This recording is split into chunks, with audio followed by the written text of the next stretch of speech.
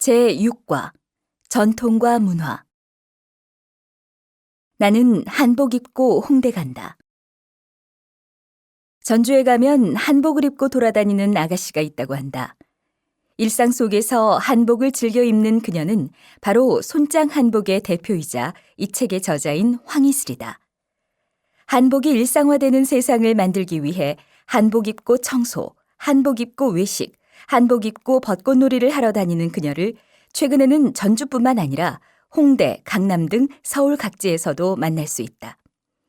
나는 한복 입고 홍대 간다는 이렇게 한복을 입고 활동하는 전주 아가씨 황희슬의 이야기이다.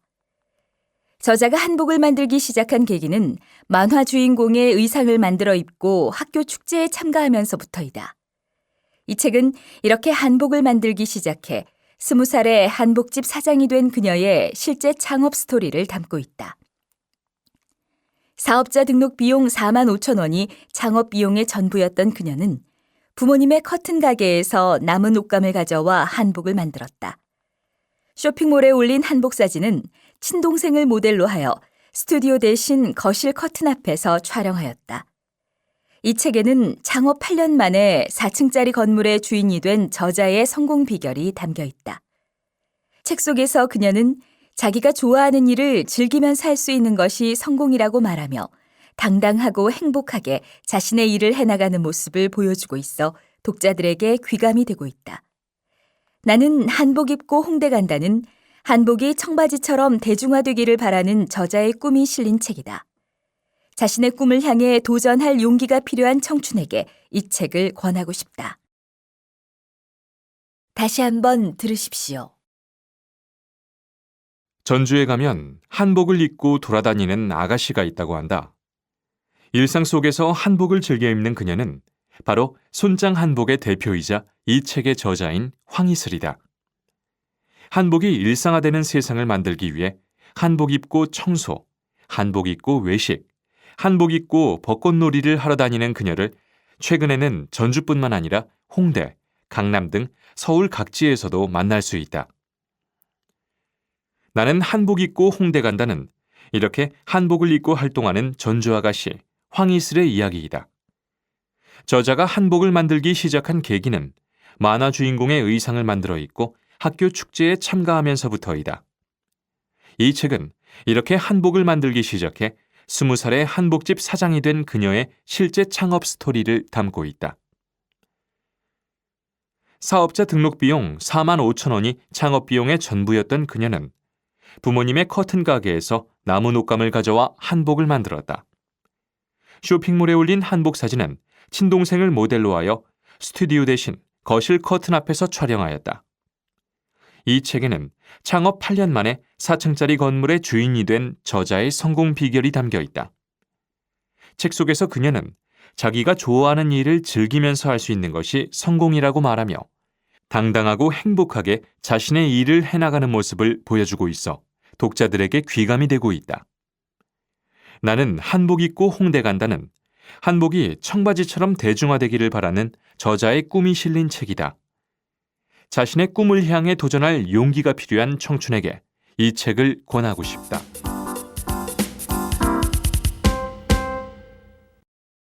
제6과 전통과 문화. 맛과 멋의 술 이강주 명인 조정형. 이강주 명인 조정형 씨는 술과 때려야 뗄 수 없는 팔자를 타고난 사람이다. 그의 어머니가 그를 낳기 전에 술을 빚을 때 사용하는 솥이 솟아오르는 태몽을 꾸었기 때문에 이름에 솥 정자를 넣어 정형이라고 지었다고 한다. 조정형 씨는 소주회사 공장장을 지내던 1980년대 초 대중의 기호에만 맞추는 술이 과연 좋은 술인가 하는 회의에 빠져 민속주를 찾아 나섰다. 하지만 당시 민속주는 밀주라고 천하게 여겨 그 전통성을 잃어가는 상황이었다. 그는 전통주에 뿌리찾기 없이 술을 만드는 것은 남의 흉내만 내는 것에 불과하다고 생각했다. 그때부터 그는 전국 도서관을 돌며 민속주에 관한 자료를 수집하고 특이한 술이 있다는 이야기를 들으면 작은 섬까지 마다하지 않고 찾아갔다. 대대로 내려오는 비법이라며 제조법을 가르쳐주지 않는 할머니들을 설득해 술 담그는 법을 배우기도 했다. 1984년에는 다니던 소주 공장에 아예 사표를 내고 집까지 팔아가며 본격적으로 민속주 만들기에 나섰다. 그러던 중 전주의 한 집안에서 대대로 내려오는 술을 접하게 되었는데 그는 이 술을 마시는 순간 깊은 매력에 빠지게 되었다. 이 술이 바로 조선시대 3대 명주 중 하나인 이강주이다. 이 집안은 대대로 전주에서 벼슬을 지냈다고 해요. 60명의 식구를 거느린 데다 손님들도 많이 드나들었을 테니 항상 술을 빚었겠죠. 약주며 소주며 온갖 술을 다 빚어 식구들 먹이고 손님들 먹이고 했는데 귀한 손님이 왔을 때 대접했던 술이 바로 이강주였다고 해요. 그는 본격적으로 이강주를 만들기로 결심하고 무형문화재 등록을 신청했지만 당시 문화재 심사위원이던 아버지가 번번이 퇴짜를 놓았다. 민속주에 빠져 멀쩡한 직장을 때려치우고 살림까지 말아먹은 아들에게 문화재 등록을 허가하지 않겠다는 것이었다. 하지만 그는 포기하지 않았다. 1987년 이강주가 문화재로 지정된 후 마지막 미천이었던 전세금으로 이강주 생산을 시작하였고 마침내 이를 상품화하는 데에 성공하였다. 술 익는 항아리에서 나는 뽀글뽀글하는 소리가 그 어떤 오케스트라의 음악보다 좋았어요. 술 익는 방에서 혼자 자면서 항아리를 안고 울기도 많이 했죠. 이강주는 배와 생강이 들어가서 그 이름이 이강주이다. 배는 청량감이 뛰어나 소화제 역할을 하고 생강과 계피는 조화롭게 감칠맛을 낸다. 여기에 여러 가지 약재가 들어가 숙취가 없는 것이 특징이다. 이강주는 10년 새 매출액이 33배나 증가하였으며 해외 시장 개척을 위해 세계 유명 식품 박람회에도 수시로 참가하고 있다. 또한 그는 한국의 전통 문화를 계승 발전시키기 위한 목적으로 2006년에는 전북 완주에 우리술 역사박물관을 설립하였고 앞으로도 주조 전문대학 및 장학재단을 세우겠다는 꿈을 가지고 있다. 나아가 그는 제대로 된 술 저장 공간을 마련하고 오랜 숙성을 거친 이강주를 만들어 세계 명주들과 한판 붙어보고 싶다는 포부를 가지고 있다. 이루어질지 장담할 수는 없지만 죽기 전에 전국 명주의 장점을 딴 최고의 술을 한 잔이라도 만들어 보고 싶습니다. 다시 한번 들으십시오. 이강주 명인 조정형 씨는 술과 때려야 뗄 수 없는 팔자를 타고난 사람이다. 그의 어머니가 그를 낳기 전에 술을 빚을 때 사용하는 솥이 솟아오르는 태몽을 꾸었기 때문에 이름에 솥정자를 넣어 정형이라고 지었다고 한다. 조정형 씨는 소주회사 공장장을 지내던 1980년대 초 대중의 기호에만 맞추는 술이 과연 좋은 술인가 하는 회의에 빠져 민속주를 찾아 나섰다. 하지만 당시 민속주는 밀주라고 천하게 여겨 그 전통성을 잃어가는 상황이었다. 그는 전통주의 뿌리찾기 없이 술을 만드는 것은 남의 흉내만 내는 것에 불과하다고 생각했다. 그때부터 그는 전국 도서관을 돌며 민속주에 관한 자료를 수집하고 특이한 술이 있다는 이야기를 들으면 작은 섬까지 마다하지 않고 찾아갔다. 대대로 내려오는 비법이라며 제조법을 가르쳐주지 않는 할머니들을 설득해 술 담그는 법을 배우기도 했다. 1984년에는 다니던 소주 공장에 아예 사표를 내고 집까지 팔아가며 본격적으로 민속주 만들기에 나섰다. 그러던 중 전주의 한 집안에서 대대로 내려오는 술을 접하게 되었는데 그는 이 술을 마시는 순간 깊은 매력에 빠지게 되었다. 이 술이 바로 조선시대 3대 명주 중 하나인 이강주이다. 이 집안은 대대로 전주에서 벼슬을 지냈다고 해요. 60명의 식구를 거느린 데다 손님들도 많이 드나들었을 테니 항상 술을 빚었겠죠. 약주며 소주며 온갖 술을 다 빚어 식구들 먹이고 손님들 먹이고 했는데 귀한 손님이 왔을 때 대접했던 술이 바로 이강주였다고 해요. 그는 본격적으로 이강주를 만들기로 결심하고 무형문화재 등록을 신청했지만 당시 문화재 심사위원이던 아버지가 번번이 퇴짜를 놓았다. 민속주에 빠져 멀쩡한 직장을 때려치우고 살림까지 말아먹은 아들에게 문화재 등록을 허가하지 않겠다는 것이었다. 하지만 그는 포기하지 않았다. 1987년 이강주가 문화재로 지정된 후 마지막 미천이었던 전세금으로 이강주 생산을 시작하였고 마침내 이를 상품화하는 데 성공하였다. 술 익는 항아리에서 나는 뽀글뽀글 하는 소리가 그 어떤 오케스트라의 음악보다 좋았어요. 술 익는 방에서 혼자 자면서 항아리를 안고 울기도 많이 했죠. 이강주는 배와 생강이 들어가서 그 이름이 이강주이다. 배는 청량감이 뛰어나 소화제 역할을 하고 생강과 계피는 조화롭게 감칠맛을 낸다. 여기에 여러 가지 약재가 들어가 숙취가 없는 것이 특징이다. 이강주는 10년 새 매출액이 33배나 증가하였으며 해외 시장 개척을 위해 세계 유명 식품 박람회에도 수시로 참가하고 있다. 또한 그는 한국의 전통 문화를 계승, 발전시키기 위한 목적으로 2006년에는 전북 완주에 우리술 역사박물관을 설립하였고 앞으로도 주조 전문대학 및 장학재단을 세우겠다는 꿈을 가지고 있다. 나아가 그는 제대로 된 술 저장 공간을 마련하고 오랜 숙성을 거친 이강주를 만들어 세계 명주들과 한판 붙어보고 싶다는 포부를 가지고 있다. 이루어질지 장담할 수는 없지만 죽기 전에 전국 명주의 장점을 딴 최고의 술을 한 잔이라도 만들어 보고 싶습니다. 제6과 전통과 문화. 인형은 문화를 말한다. 해외여행지에서 흔히 사게 되는 기념품 중 하나는 그 나라의 인형이다. 특히 현지의 전통 인형은 이국적인 첫인상으로 금세 이방인의 시선을 사로잡는다. 인형은 단순히 눈의 즐거움만 주는 것이 아니라 여행자가 거쳐가는 공간과 그곳 사람들의 이야기까지 우리에게 귀띔해준다. 그래서 여행에서 돌아올 때에는 가방 속에 인형만 들어있는 것이 아니라 그 나라의 삶과 문화와 역사도 풍성하게 담기게 된다. 가나에는 아쿠아바라는 인형이 있다. 아쿠아바는 큰 머리에 찢어진 눈, 팔과 다리가 짧은 못난이 인형으로 아프리카 가나 아산테 부족의 전통 인형이다. 아쿠아바의 기원은 다음과 같다. 옛날 가나에 살던 아쿠아라는 여인이 결혼 후 한참이 지나도 아이가 생기지 않아 사제를 찾아갔다. 사제는 아이 모양의 나무 인형에 주문을 걸어 그녀에게 주었는데 아쿠아는 이 인형을 사람처럼 대하며 소중히 다루었다. 동네 사람들은 그런 아쿠아를 놀리는 뜻으로 그녀의 이름 뒤에 아이라는 뜻의 바라는 단어를 붙여 이 인형을 아쿠아바라고 불렀다.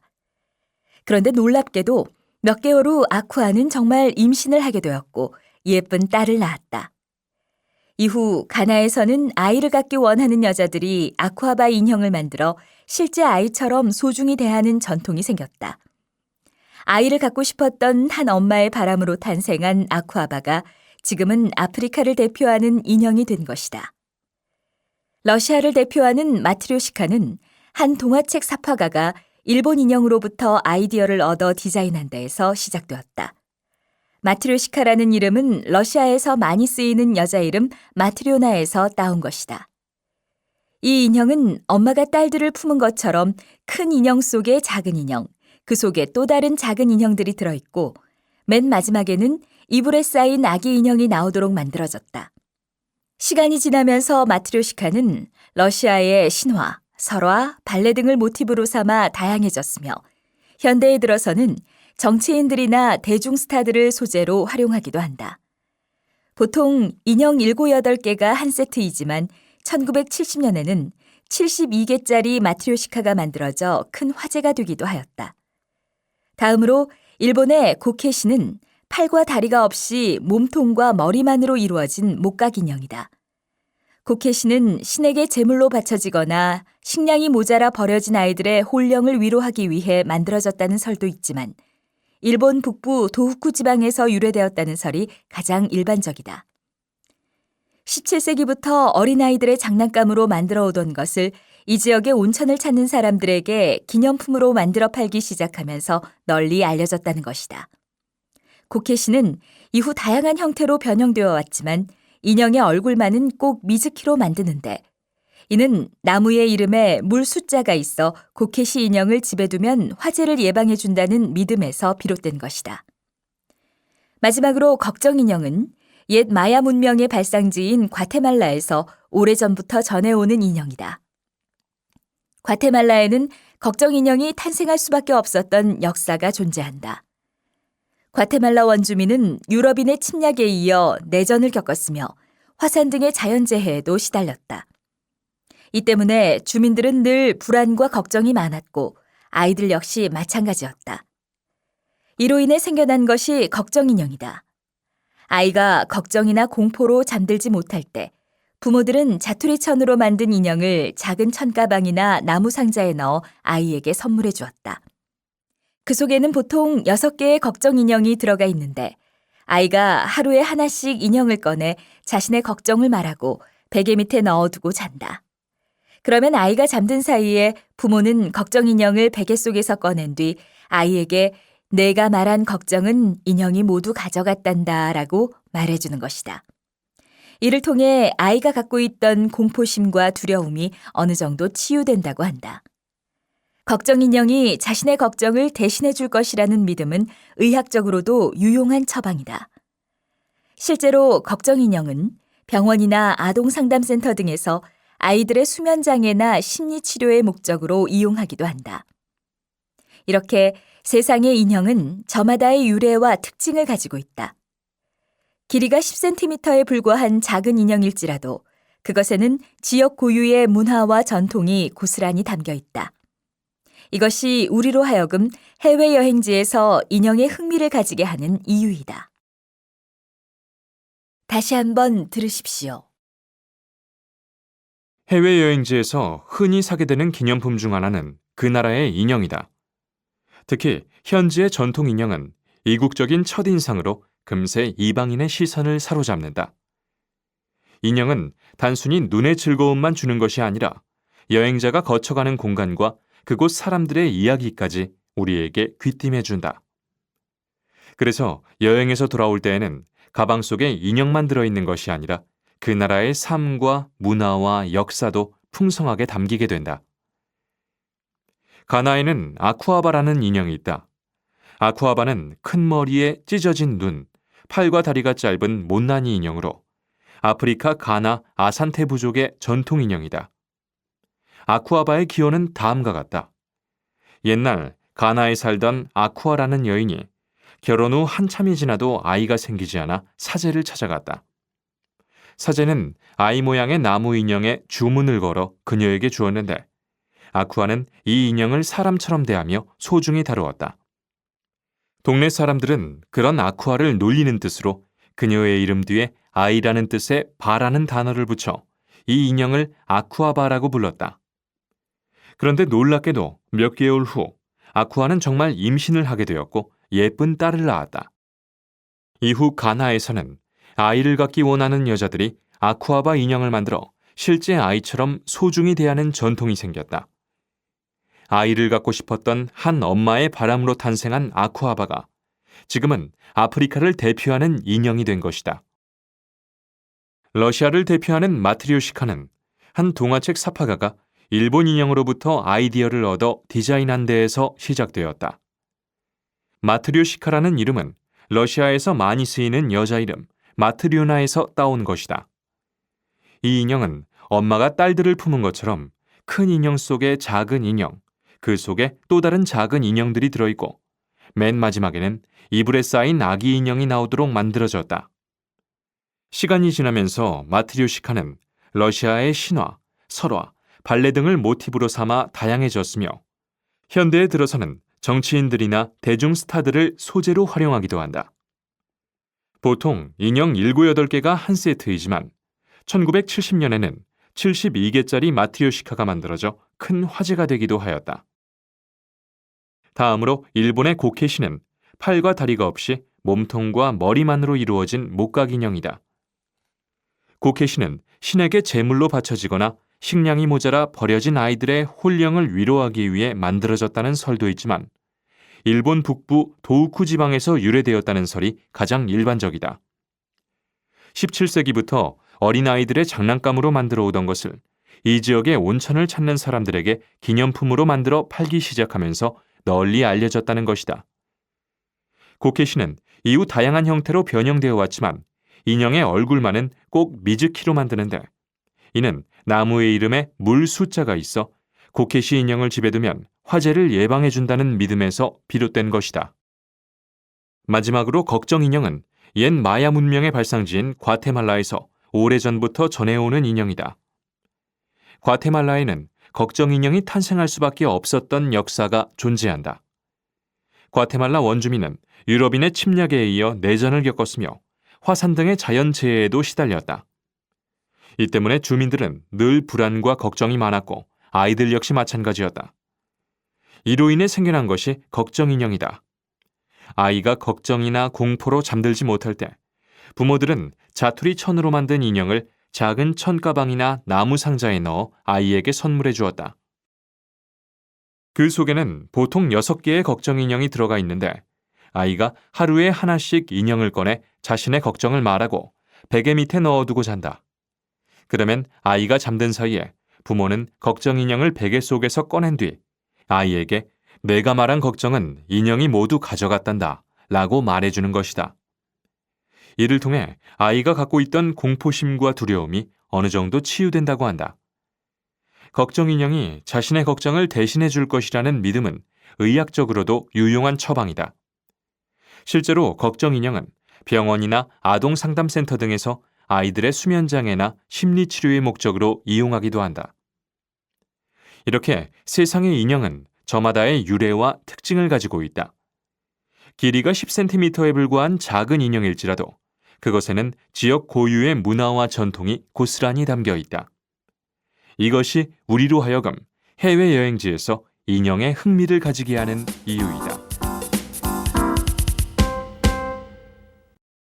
제7과 기업과 경제. 기업의 목표.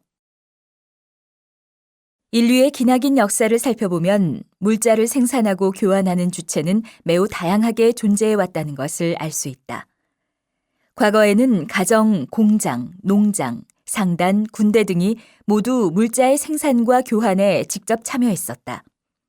하지만 16세기에 기업이라는 새로운 경제제도가 생겨났고 기업은 사회에 적응해 나가면서 가장 기본적이고 중요한 경제조직으로 자리를 잡게 되었다. 경제조직으로서 기업은 이윤 추구를 목표로 발전해왔다. 오늘날 대부분의 기업은 오랜 세월 동안 경쟁을 통해 부를 축적하면서 그 수를 늘려왔다. 그런데 기업 간에 살아남기 위한 과도한 경쟁 과정에서 환경 파괴, 빈부격차 등의 사회 문제가 발생하게 되었다. 또한 거대한 부를 축적한 기업이 독점적으로 시장을 점유하는 행태도 벌어졌다. 이러한 현상이 지속되면서 중소기업과 골목 상권들은 탄탄한 자본을 근간으로 소비자들의 다양한 욕구를 충족시켜주는 대기업 앞에서 힘없이 무너지고 있다. 골목 상권의 대표 주자인 치킨집과 카페, 빵집은 대기업의 프랜차이즈를 상대하기 어렵고 재래시장 역시 대형마트와의 경쟁에서 속수무책으로 당할 수밖에 없다. 이제 기업은 단순한 경제 조직을 넘어서서 사회에 큰 영향력을 행사하는 조직이 되었다. 사회 조직으로서 기업은 자신의 이익을 창출하는 데에만 급급할 것이 아니라 기업의 성장과 더불어 파생되는 사회적 윤리적인 문제에도 관심을 가져야 한다. 따라서 기업은 지역사회의 발전에 기여하고 취약계층에 양질의 일자리를 제공하는 등 공공의 이익, 사회적 이익에 목표를 두고 사회와 상생해 나가야 할 것이다. 다시 한번 들으십시오. 인류의 기나긴 역사를 살펴보면 물자를 생산하고 교환하는 주체는 매우 다양하게 존재해 왔다는 것을 알 수 있다. 과거에는 가정, 공장, 농장, 상단, 군대 등이 모두 물자의 생산과 교환에 직접 참여했었다. 하지만 16세기에 기업이라는 새로운 경제 제도가 생겨났고 기업은 사회에 적응해 나가면서 가장 기본적이고 중요한 경제 조직으로 자리를 잡게 되었다. 경제 조직으로서 기업은 이윤 추구를 목표로 발전해왔다. 오늘날 대부분의 기업은 오랜 세월 동안 경쟁을 통해 부를 축적하면서 그 수를 늘려왔다. 그런데 기업 간에 살아남기 위한 과도한 경쟁 과정에서 환경 파괴, 빈부격차 등의 사회 문제가 발생하게 되었다. 또한 거대한 부를 축적한 기업이 독점적으로 시장을 점유하는 행태도 벌어졌다. 이러한 현상이 지속되면서 중소기업과 골목 상권들은 탄탄한 자본을 근간으로 소비자들의 다양한 욕구를 충족시켜주는 대기업 앞에서 힘없이 무너지고 있다. 골목 상권의 대표 주자인 치킨집과 카페, 빵집은 대기업의 프랜차이즈를 상대하기 어렵고 재래시장 역시 대형마트와의 경쟁에서 속수무책으로 당할 수밖에 없다. 이제 기업은 단순한 경제 조직을 넘어서서 사회에 큰 영향력을 행사하는 조직이 되었다. 사회 조직으로서 기업은 자신의 이익을 창출하는 데에만 급급할 것이 아니라 기업의 성장과 더불어 파생되는 사회적, 윤리적인 문제에도 관심을 가져야 한다. 따라서 기업은 지역사회의 발전에 기여하고 취약계층의 양질의 일자리를 제공하는 등 공공의 이익, 사회적 이익의 목표를 두고 사회와 상생해 나가야 할 것이다.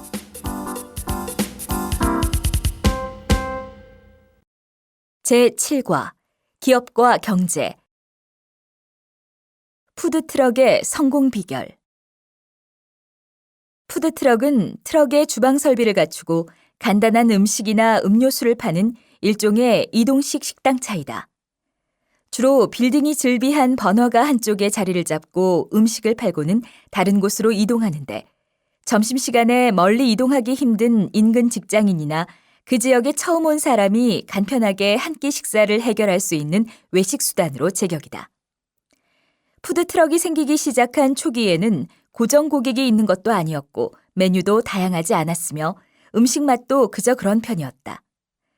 이러한 푸드트럭을 하나의 성공 사업으로 이끈 유명한 사례가 있는데 그것은 바로 미국 로스앤젤레스에 있는 고기이다. 고기는 푸드트럭에 대한 기존의 이미지를 탈피하여 유명한 식당으로 당당히 자리 잡았다. 손님들이 이곳에서 파는 음식을 먹으려고 2시간 이상을 줄을 서서 기다릴 만큼 고기는 선풍적인 인기를 끌었고 이 사실이 알려지자 고기는 영화로 다뤄지기까지 했다. 그렇다면 고기가 성공할 수 있었던 비결은 과연 무엇일까?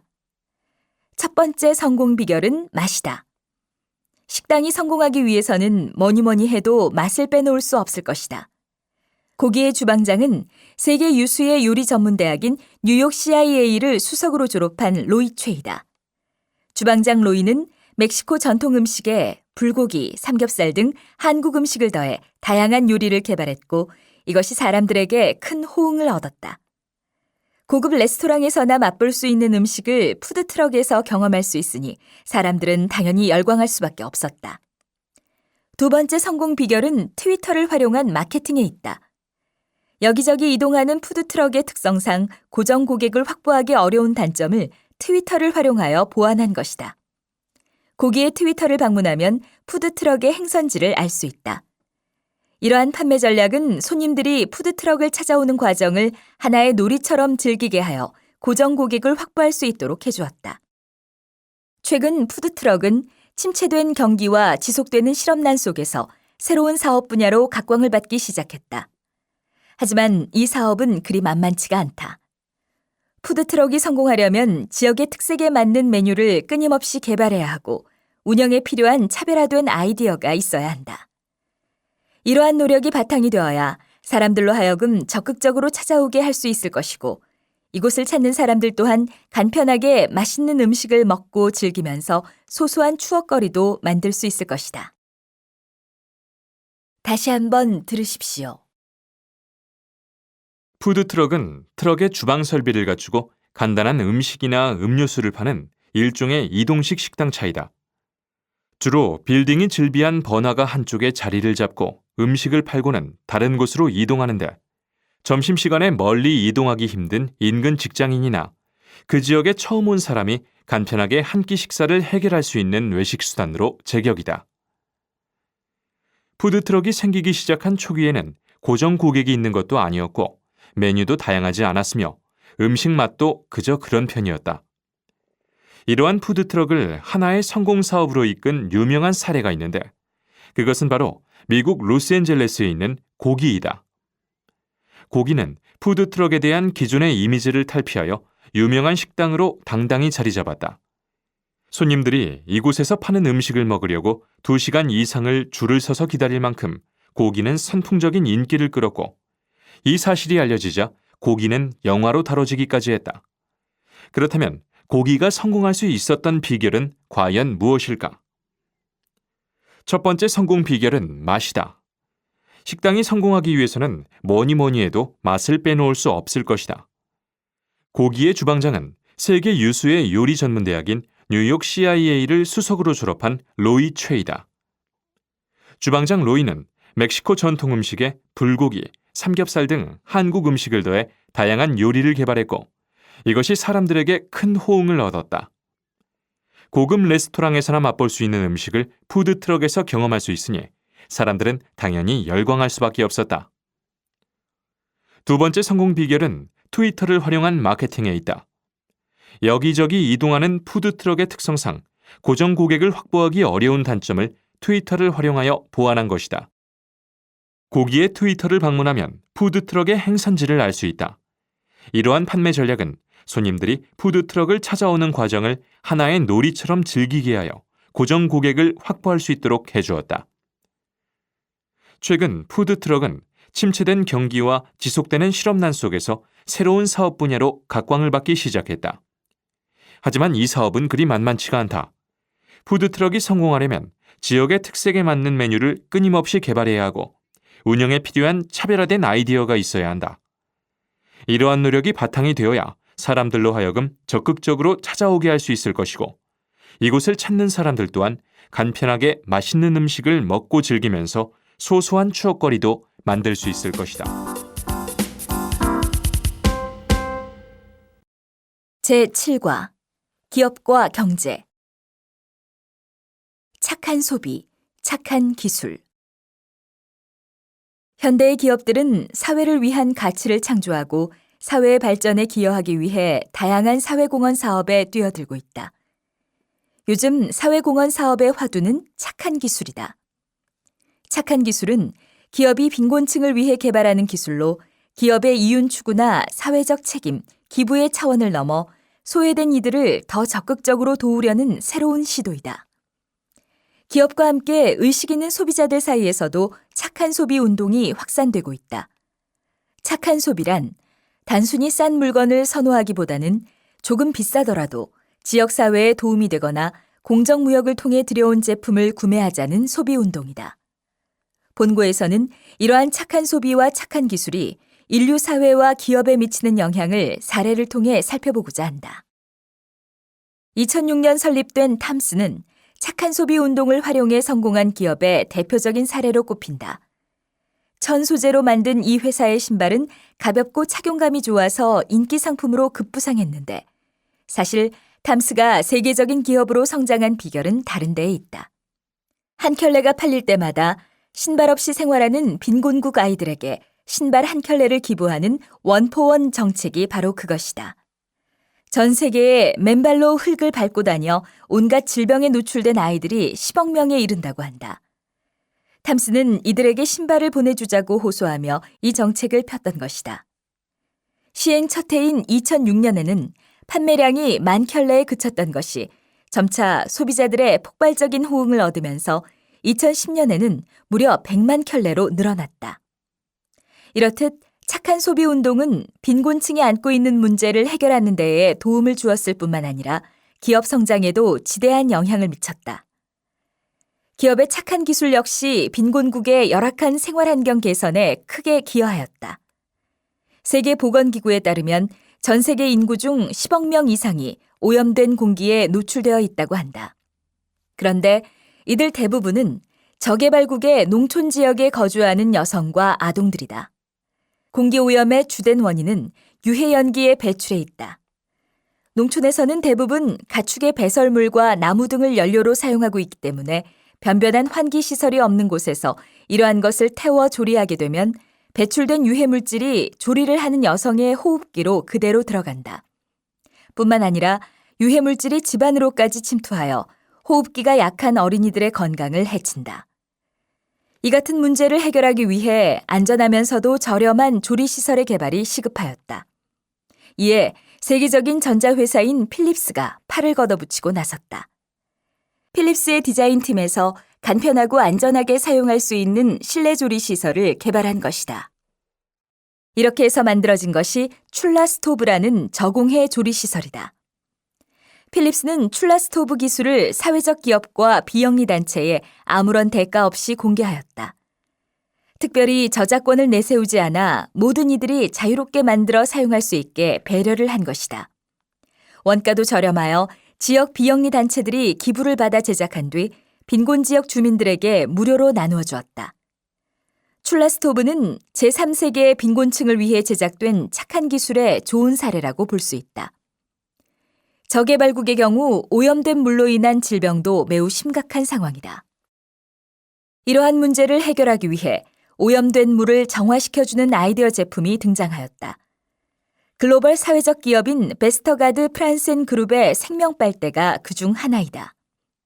생명빨대는 오염된 물을 마시고 각종 세균에 감염되어 죽어가는 아프리카의 아이들을 위해 개발되었다. 간편하게 목에 걸고 다니며 보통의 빨대처럼 물에 대고 마시면 되는데 생명빨대의 필터는 오염된 물에 살고 있는 미생물과 기생충의 99.9%, 세균의 98.2%를 박멸할 수 있다고 한다. 생명빨대는 작은 도구이지만 열악한 환경의 사람들에게는 큰 도움이 되는 기술이라고 할 수 있다. 한국에서도 디자인과 기술을 통해 윤리적 생산과 소비를 증진시키고 도덕적 가치를 이윤 창출로 연결하는 운동이 일어나고 있다. 카이스트 산업디자인학과 배상민 교수가 주도하고 있는 나눔 프로젝트가 대표적인 예이다. 이 프로젝트에는 학계와 비영리 단체, 기업들이 참여하는데 이들은 디자인, 제작, 판매 등 각기 다른 역할을 통해 나눔 활동에 기여한다. 판매 수익금은 전액 저소득층 학생들에게 지원하고 있다. 또한 배 교수는 기아에 허덕이는 빈곤층을 위해 착한 기술을 적용한 제품을 만들어주는 시드 프로젝트도 운영하고 있다. 이 프로젝트는 현지의 재료를 이용해 생존에 가장 필요한 제품을 만드는 것을 원칙으로 하고 있으며 현지인들에게 기술을 직접 가르쳐 그들이 스스로 그 기술을 이용할 수 있도록 하는 것에 목적을 두고 있다. 지금까지 착한 소비와 착한 기술에 대해 살펴보았다. 세계적으로 기업들이 사회공헌 활동에 관심을 갖기 시작한 초기에는 주로 과학기술과 자금 등을 원조하는 데에 주력하였다. 이러한 단순한 원조는 빈곤 문제 해결에 단기적으로는 도움이 되었지만 지속 가능한 발전에는 크게 기여하지 못하였다. 그래서 최근에는 기업들이 선진국과 저개발국의 기술적, 경제적 격차에 대한 이해를 바탕으로 해당국에 적합한 기술을 개발하려는 노력을 기울이고 있다. 기업의 이와 같은 사회공헌 활동은 적지 않은 비용을 감수해야 하지만 기업의 이미지를 제고하여 기업의 가치를 높여주는 효과가 있다. 뿐만 아니라 저개발국의 빈곤으로 인한 문제 해결에 도움을 주고 그들이 자립하는 데에 많은 기여를 한다. 다시 한번 들으십시오. 현대의 기업들은 사회를 위한 가치를 창조하고 사회의 발전에 기여하기 위해 다양한 사회공헌 사업에 뛰어들고 있다. 요즘 사회공헌 사업의 화두는 착한 기술이다. 착한 기술은 기업이 빈곤층을 위해 개발하는 기술로 기업의 이윤 추구나 사회적 책임, 기부의 차원을 넘어 소외된 이들을 더 적극적으로 도우려는 새로운 시도이다. 기업과 함께 의식 있는 소비자들 사이에서도 착한 소비 운동이 확산되고 있다. 착한 소비란 단순히 싼 물건을 선호하기보다는 조금 비싸더라도 지역사회에 도움이 되거나 공정무역을 통해 들여온 제품을 구매하자는 소비 운동이다. 본고에서는 이러한 착한 소비와 착한 기술이 인류 사회와 기업에 미치는 영향을 사례를 통해 살펴보고자 한다. 2006년 설립된 탐스는 착한 소비 운동을 활용해 성공한 기업의 대표적인 사례로 꼽힌다. 천 소재로 만든 이 회사의 신발은 가볍고 착용감이 좋아서 인기 상품으로 급부상했는데 사실 탐스가 세계적인 기업으로 성장한 비결은 다른 데에 있다. 한 켤레가 팔릴 때마다 신발 없이 생활하는 빈곤국 아이들에게 신발 한 켤레를 기부하는 원포원 정책이 바로 그것이다. 전 세계에 맨발로 흙을 밟고 다녀 온갖 질병에 노출된 아이들이 10억 명에 이른다고 한다. 탐스는 이들에게 신발을 보내주자고 호소하며 이 정책을 폈던 것이다. 시행 첫 해인 2006년에는 판매량이 1만 켤레에 그쳤던 것이 점차 소비자들의 폭발적인 호응을 얻으면서 2010년에는 무려 100만 켤레로 늘어났다. 이렇듯 착한 소비 운동은 빈곤층이 안고 있는 문제를 해결하는 데 도움을 주었을 뿐만 아니라 기업 성장에도 지대한 영향을 미쳤다. 기업의 착한 기술 역시 빈곤국의 열악한 생활 환경 개선에 크게 기여하였다. 세계보건기구에 따르면 전 세계 인구 중 10억 명 이상이 오염된 공기에 노출되어 있다고 한다. 그런데 이들 대부분은 저개발국의 농촌 지역에 거주하는 여성과 아동들이다. 공기오염의 주된 원인은 유해연기의 배출에 있다. 농촌에서는 대부분 가축의 배설물과 나무 등을 연료로 사용하고 있기 때문에 변변한 환기시설이 없는 곳에서 이러한 것을 태워 조리하게 되면 배출된 유해물질이 조리를 하는 여성의 호흡기로 그대로 들어간다. 뿐만 아니라 유해물질이 집안으로까지 침투하여 호흡기가 약한 어린이들의 건강을 해친다. 이 같은 문제를 해결하기 위해 안전하면서도 저렴한 조리시설의 개발이 시급하였다. 이에 세계적인 전자회사인 필립스가 팔을 걷어붙이고 나섰다. 필립스의 디자인팀에서 간편하고 안전하게 사용할 수 있는 실내 조리시설을 개발한 것이다. 이렇게 해서 만들어진 것이 출라 스토브라는 저공해 조리시설이다. 필립스는 출라 스토브 기술을 사회적 기업과 비영리 단체에 아무런 대가 없이 공개하였다. 특별히 저작권을 내세우지 않아 모든 이들이 자유롭게 만들어 사용할 수 있게 배려를 한 것이다. 원가도 저렴하여 지역 비영리 단체들이 기부를 받아 제작한 뒤 빈곤 지역 주민들에게 무료로 나누어 주었다. 출라 스토브는 제3세계 빈곤층을 위해 제작된 착한 기술의 좋은 사례라고 볼 수 있다. 저개발국의 경우 오염된 물로 인한 질병도 매우 심각한 상황이다. 이러한 문제를 해결하기 위해 오염된 물을 정화시켜주는 아이디어 제품이 등장하였다. 글로벌 사회적 기업인 베스터가드 프란센 그룹의 생명빨대가 그중 하나이다.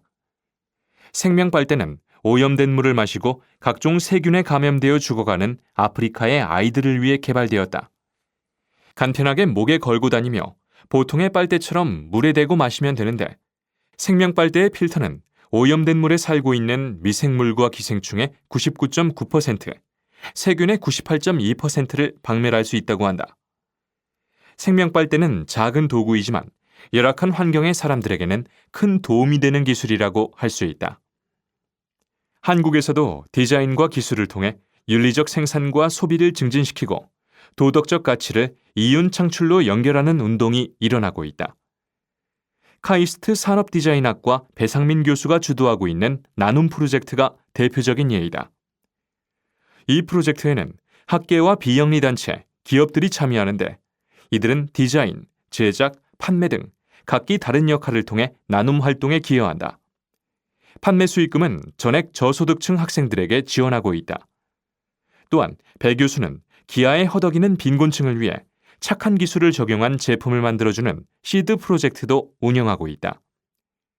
이 프로젝트는 현지의 재료를 이용해 생존에 가장 필요한 제품을 만드는 것을 원칙으로 하고 있으며 현지인들에게 기술을 직접 가르쳐 그들이 스스로 그 기술을 이용할 수 있도록 하는 것에 목적을 두고 있다. 지금까지 착한 소비와 착한 기술에 대해 살펴보았다. 세계적으로 기업들이 사회공헌 활동에 관심을 갖기 시작한 초기에는 주로 과학기술과 자금 등을 원조하는 데에 주력하였다. 이러한 단순한 원조는 빈곤 문제 해결에 단기적으로는 도움이 되었지만 지속 가능한 발전에는 크게 기여하지 못하였다. 그래서 최근에는 기업들이 선진국과 저개발국의 기술적, 경제적 격차에 대한 이해를 바탕으로 해당국에 적합한 기술을 개발하려는 노력을 기울이고 있다. 기업의 이와 같은 사회공헌 활동은 적지 않은 비용을 감수해야 하지만 기업의 이미지를 제고하여 기업의 가치를 높여주는 효과가 있다. 뿐만 아니라 저개발국의 빈곤으로 인한 문제 해결에 도움을 주고 그들이 자립하는 데 많은 기여를 한다. 제8과 사랑. 드라마의 공식 신데렐라 콤플렉스. 신데렐라 콤플렉스는 동화 속의 신데렐라처럼 스스로 자립하려는 마음 없이 백마탄 왕자님이 갑자기 나타나 자신의 삶을 바꾸어 주기를 기대하는 심리를 가리킨다. 사실 신데렐라 이야기는 시대와 지역을 불문하고 사람들의 많은 관심과 사랑을 받아왔다. 최근 한국에서도 신데렐라 콤플렉스를 소재로 한 드라마들이 높은 시청률을 보이면서 비슷한 내용의 드라마가 본물 터지듯 제작되고 있다. 그렇다면 이러한 드라마가 인기를 누리고 있는 비결은 무엇일까? 사람들은 드라마를 보면서 은연중에 텔레비전 속의 주인공에 감정이입하여 자신도 어려운 현실에서 탈출시켜줄 상대를 만날 수 있다고 생각하게 된다. 그리고 이렇게 하면 잠시나마 피곤하고 따분한 현실에서 벗어나 대리만족을 할 수 있다. 신데렐라 콤플렉스가 반영된 드라마에는 다음과 같은 공식이 있다. 먼저 신데렐라는 힘든 환경 속에서 어렵게 살아가지만 외모는 빼어나고 마음은 비단결같이 곱다. 반면에 왕자는 좋은 가정 환경에서 태어나 젊은 나이에 사회적으로 높은 지위에 있으면서 유능하기까지 하다. 그는 신데렐라가 어려운 일을 겪을 때마다 문제를 해결해준다. 이런 상황에서 둘은 집안의 반대와 주변인들의 질시 등 온갖 어려움을 극복하고 사랑의 결실을 맺는다. 신데렐라 콤플렉스가 반영된 드라마를 보고 신분 상승의 환상에 빠져 사랑이 아닌 조건만으로 상대를 선택하는 사람들이 많다. 이러한 드라마가 물질적 가치만을 중시하는 사회적 분위기에 편승하여 시청자들로 하여금 개인의 주체성을 잃게 하는 것은 아닌지 생각해 볼 때이다. 다시 한번 들으십시오. 신데렐라 콤플렉스는 동화 속의 신데렐라처럼 스스로 자립하려는 마음 없이 백마탄 왕자님이 갑자기 나타나 자신의 삶을 바꾸어 주기를 기대하는 심리를 가리킨다. 사실 신데렐라 이야기는 시대와 지역을 불문하고 사람들의 많은 관심과 사랑을 받아왔다. 최근 한국에서도 신데렐라 콤플렉스를 소재로 한 드라마들이 높은 시청률을 보이면서 비슷한 내용의 드라마가 본물 터지듯 제작되고 있다. 그렇다면 이러한 드라마가 인기를 누리고 있는 비결은 무엇일까? 사람들은 드라마를 보면서 은연중에 텔레비전 속의 주인공에 감정이입하여 자신도 어려운 현실에서 탈출시켜줄 상대를 만날 수 있다고 생각하게 된다. 그리고 이렇게 하면 잠시나마 피곤하고 따분한 현실에서 벗어나 대리만족을 할 수 있다. 신데렐라 콤플렉스가 반영된 드라마에는 다음과 같은 공식이 있다. 먼저 신데렐라는 힘든 환경 속에서 어렵게 살아가지만 외모는 빼어나고 마음은 비단결같이 곱다. 반면에 왕자는 좋은 가정 환경에서 태어나 젊은 나이에 사회적으로 높은 지위에 있으면서 유능하기까지 하다. 그는 신데렐라가 어려운 일을 겪을 때마다 문제를 해결해준다. 이런 상황에서 둘은 집안의 반대와 주변인들의 질시 등 온갖 어려움을 극복하고 사랑의 결실을 맺는다. 신데렐라 콤플렉스가 반영된 드라마를 보고 신분 상승의 환상에 빠져 사랑이 아닌 조건만으로 상대를 선택하는 사람들이 많다. 이러한 드라마가 물질적 가치만을 중시하는 사회적 분위기에 편승하여 시청자들로 하여금 개인의 주체성을 잃게 하는 것은 아닌지 생각해 볼 때이다. 제8과 사랑. 황순원의 소나기. 시적 이미지의 미학. 이 작품은 사춘기에 접어들려는 소년 소녀 사이의 아련한 마음의 교류를 그린 작품이라고 우선 말할 수 있다.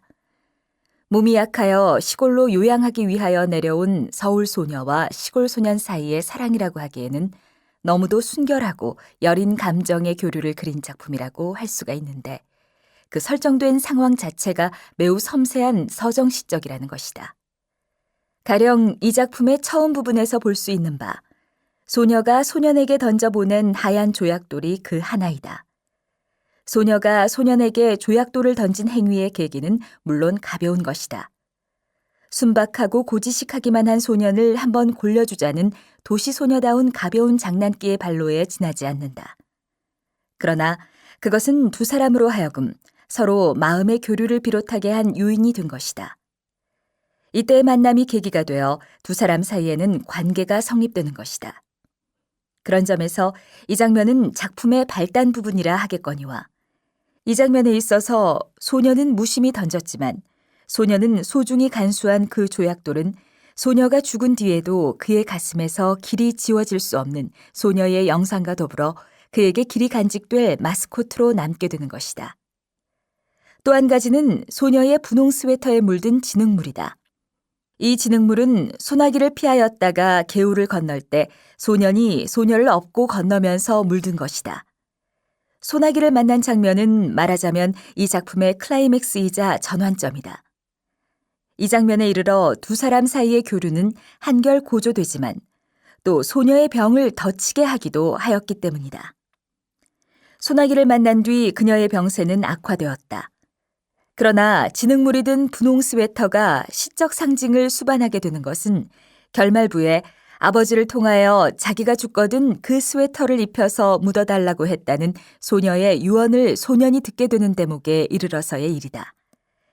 여기에서 소녀가 던져보낸 하얀 조약돌이 소년에게 있어서 영원의 마스코트로 된 것과 같이 소년의 체온이 닿은 그 스웨터는 소녀에게 있어서 어떤 영원의 징표로 간직되기에 이르렀음이 확인되는 것이다. 다시 한번 들으십시오. 이 작품은 사춘기에 접어들려는 소년, 소녀 사이에 아련한 마음의 교류를 그린 작품이라고 우선 말할 수 있다. 몸이 약하여 시골로 요양하기 위하여 내려온 서울 소녀와 시골 소년 사이의 사랑이라고 하기에는 너무도 순결하고 여린 감정의 교류를 그린 작품이라고 할 수가 있는데 그 설정된 상황 자체가 매우 섬세한 서정시적이라는 것이다. 가령 이 작품의 처음 부분에서 볼 수 있는 바 소녀가 소년에게 던져보낸 하얀 조약돌이 그 하나이다. 소녀가 소년에게 조약돌을 던진 행위의 계기는 물론 가벼운 것이다. 순박하고 고지식하기만 한 소년을 한 번 골려주자는 도시 소녀다운 가벼운 장난기의 발로에 지나지 않는다. 그러나 그것은 두 사람으로 하여금 서로 마음의 교류를 비롯하게 한 요인이 된 것이다. 이때의 만남이 계기가 되어 두 사람 사이에는 관계가 성립되는 것이다. 그런 점에서 이 장면은 작품의 발단 부분이라 하겠거니와 이 장면에 있어서 소녀는 무심히 던졌지만 소녀는 소중히 간수한 그 조약돌은 소녀가 죽은 뒤에도 그의 가슴에서 길이 지어질 수 없는 소녀의 영상과 더불어 그에게 길이 간직될 마스코트로 남게 되는 것이다. 또 한 가지는 소녀의 분홍 스웨터에 물든 진흙물이다. 이 진흙물은 소나기를 피하였다가 개울을 건널 때 소년이 소녀를 업고 건너면서 물든 것이다. 소나기를 만난 장면은 말하자면 이 작품의 클라이맥스이자 전환점이다. 이 장면에 이르러 두 사람 사이의 교류는 한결 고조되지만 또 소녀의 병을 덧치게 하기도 하였기 때문이다. 소나기를 만난 뒤 그녀의 병세는 악화되었다. 그러나 진흙물이 든 분홍 스웨터가 시적 상징을 수반하게 되는 것은 결말부에 아버지를 통하여 자기가 죽거든 그 스웨터를 입혀서 묻어달라고 했다는 소녀의 유언을 소년이 듣게 되는 대목에 이르러서의 일이다. 여기에서 소녀가 던져보낸 하얀 조약돌이 소년에게 있어서 영원의 마스코트로 된 것과 같이 소년의 체온이 닿은 그 스웨터는 소녀에게 있어서 어떤 영원의 징표로 간직되기에 이르렀음이 확인되는 것이다. 제8과 사랑 소나기 소녀는 개울가에서 소녀를 보자 곧 윤초신의 증손녀 딸이라는 걸 알 수 있었다. 소녀는 개울에다 손을 잠그고 물장난을 하고 있는 것이다. 서울서는 이런 개울물을 보지 못하기나 한 듯이 벌써 며칠째 소녀는 학교에서 돌아오는 길에 물장난이었다. 그런데 어제까지 개울 기슭에서 하더니 오늘은 징검다리 한가운데 앉아서 하고 있다. 소녀는 개울뚝에 앉아버렸다. 소녀가 비키기를 기다리자는 것이다. 유행 지나가는 사람이 있어 소녀가 길을 비켜주었다. 다음 날은 좀 늦게 개울가로 나왔다.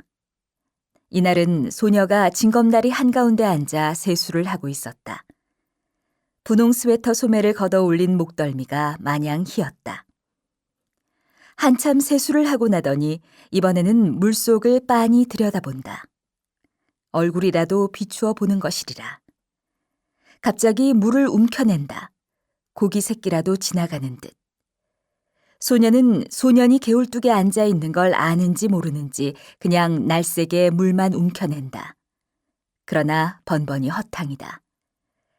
그대로 재미있는 양 자꾸 물만 움킨다. 어제처럼 개울을 건너는 사람이 있어야 길을 비킬 모양이다. 그러다가 소녀가 물속에서 무엇을 하나 집어낸다. 하얀 조약돌이었다. 그리고는 벌떡 일어나 팔짝팔짝 징검다리를 뛰어 건너간다. 다 건너가더니만 획 이리로 돌아서며 이 바보! 조약돌이 날아왔다.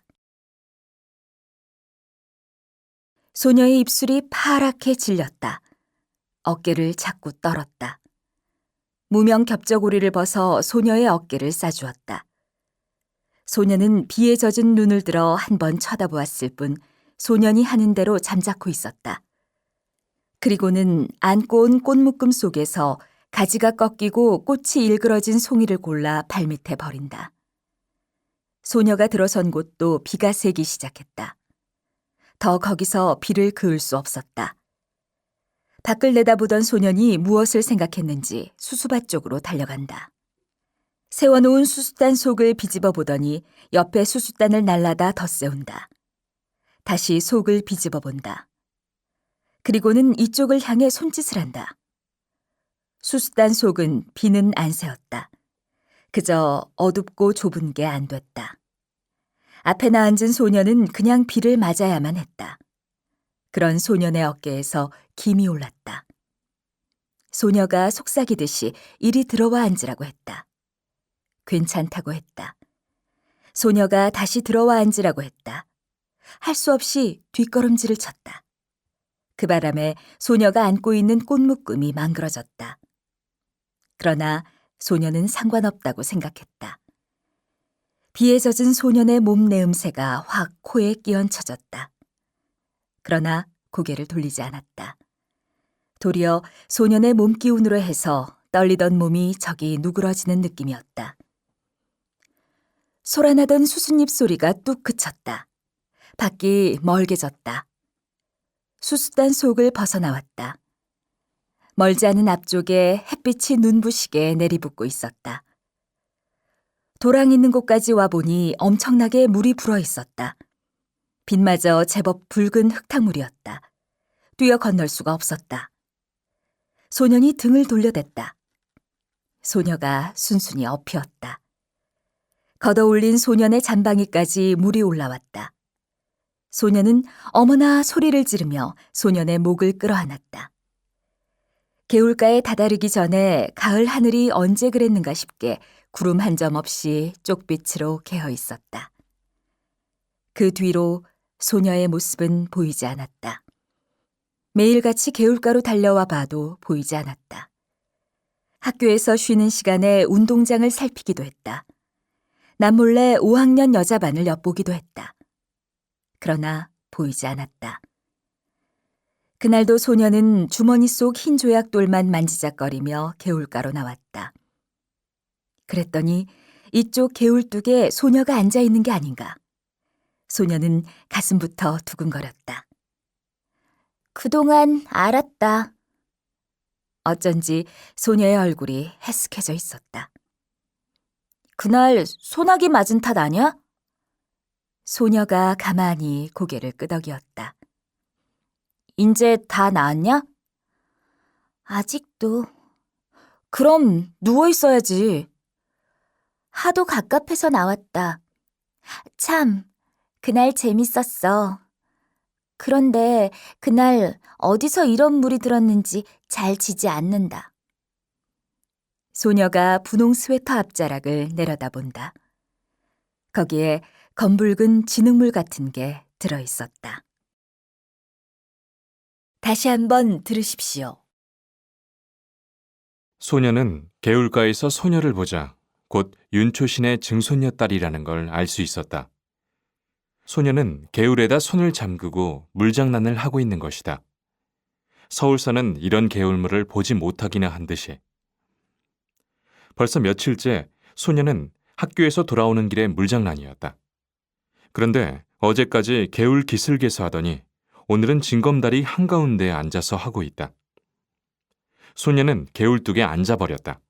소녀가 비키기를 기다리자는 것이다. 요행 지나가는 사람이 있어 소녀가 길을 비켜주었다. 다음 날은 좀 늦게 개울가로 나왔다. 이날은 소녀가 징검다리 한가운데 앉아 세수를 하고 있었다. 분홍 스웨터 소매를 걷어올린 목덜미가 마냥 희었다. 한참 세수를 하고 나더니 이번에는 물속을 빤히 들여다본다. 얼굴이라도 비추어 보는 것이리라. 갑자기 물을 움켜낸다. 고기 새끼라도 지나가는 듯. 소녀는 소년이 개울뚝에 앉아있는 걸 아는지 모르는지 그냥 날쌔게 물만 움켜낸다. 그러나 번번이 허탕이다. 그대로 재미있는 양 자꾸 물만 움킨다. 어제처럼 개울을 건너는 사람이 있어야 길을 비킬 모양이다.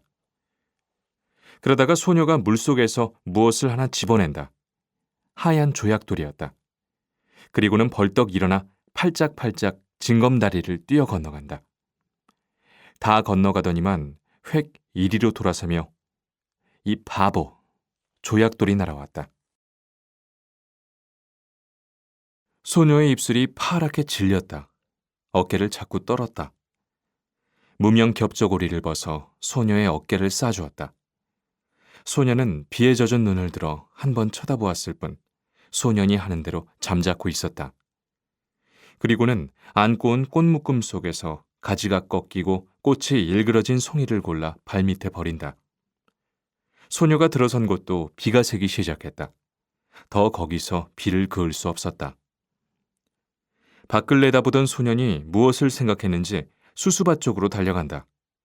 세워놓은 수수단 속을 비집어 보더니 옆에 수수단을 날라다 덧세운다.